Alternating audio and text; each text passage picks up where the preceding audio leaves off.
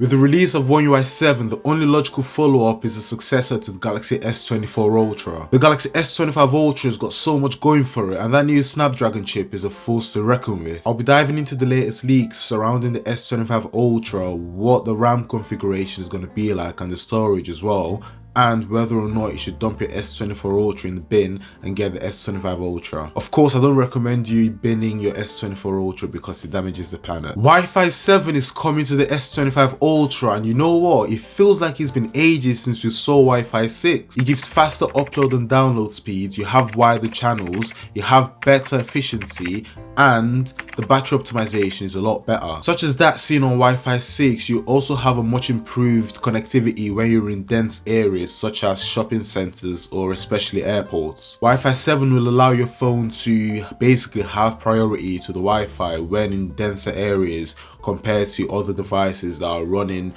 software that isn't Wi-Fi 7. Ever since the iPhone introduced MagSafe, I've always wanted Samsung to not copy them but do something similar.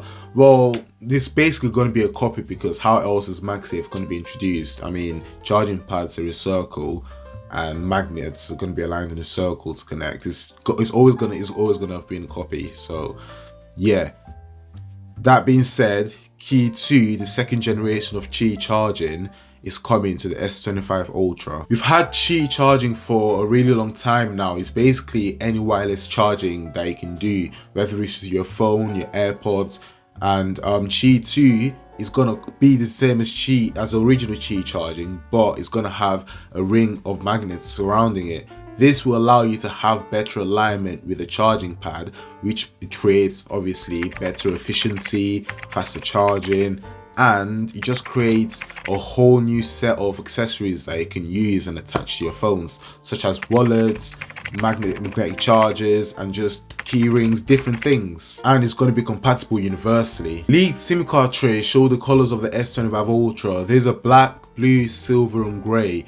These are colors you'd expect from an Ultra, so you can basically say these are confirmed. There's nothing surprising, and the colors aren't exactly eye-catching, and that's what you would expect when it comes to something that Samsung sees as professional and classy. That's the same when it goes with the iPhone Pro Maxes. The colors are always bland, not necessarily bland, but they're just professional looking. The brighter colors are reserved for the smaller S25 and S25 Plus. Those have been leaked, and those are going to come in black, green, purple, and blue. Online exclusive colors are also coming to the S25 Ultra, and these are colors that you can get that aren't going to be sold when you buy it through a carrier, but only exclusively on the Samsung website. By the way, if you've made it so far into the video, it means you're enjoying it and gaining some value, so I'd really appreciate it if you could help me hit 1,000 subscribers by scrolling down and tapping that subscribe button. Before we talk about the storage configuration, I'd first of all like to tell Samsung, why are we still getting 128 gigabytes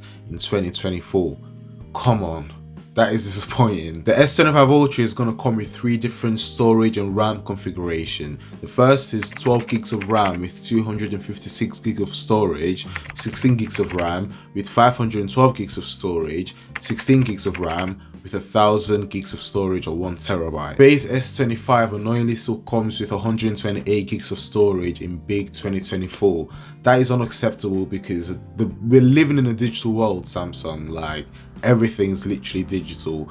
That 128 gigs isn't even, you don't even get everything, because after system files, that's already 30 gigs taken up.